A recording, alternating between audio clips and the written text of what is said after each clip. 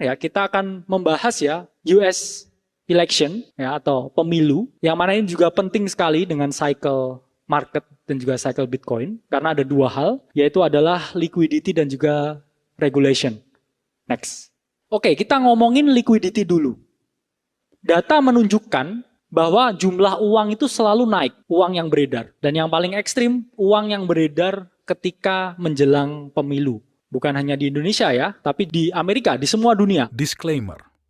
Video ini dimodifikasi dari sumber terpercaya dan disajikan dalam kerangka penggunaan wajar untuk meningkatkan literasi finansial.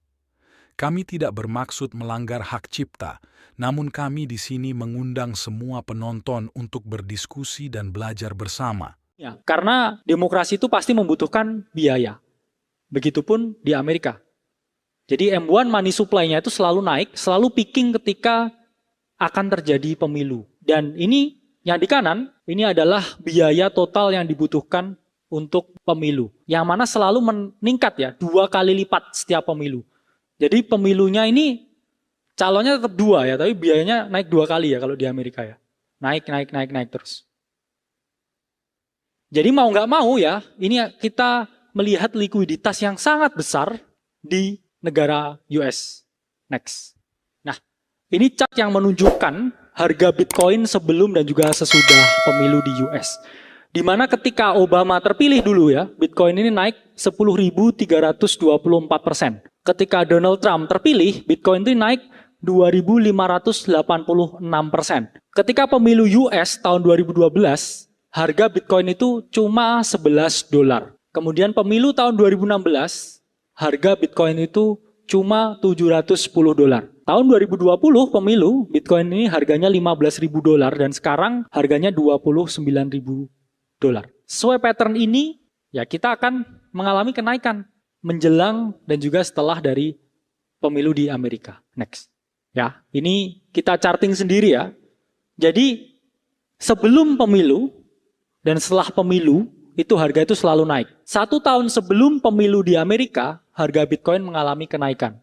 Dan 1 tahun setelah pemilu, harga Bitcoin itu juga mengalami kenaikan. Sama seperti halving. Kenapa cycle-nya ini, siklusnya ini selalu berulang.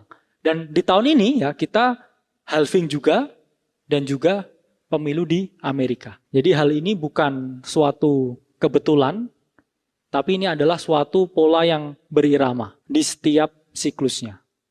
Next. Kita tadi udah ngomongin liquidity ya, sekarang kita ngomongin regulation. Bahwa ini ada riset ya yang Bingung cari teman bisnis? Gabung aja ke grup WhatsApp kami. Di sana Anda bisa berinteraksi dengan banyak sekali orang yang memiliki tujuan yang sama dengan Anda, yakni financial freedom. Wah, berarti bisa memperluas relasi dong. Bener banget. Tunggu apa lagi? Join sekarang. Kami tunggu kehadirannya di grup kami ya. dikemukakan ya oleh Philip Senner, di mana ada hubungan yang kuat dan saling berpengaruh antara regulasi dengan adopsi kripto di semua dunia. Yang mana ketika regulasi ini semakin jelas, ya otomatis adopsi kripto itu juga meningkat. Bahkan di level yang paling ekstrim, ini mungkin ya Bitcoin ini bisa dijadikan untuk micro lending.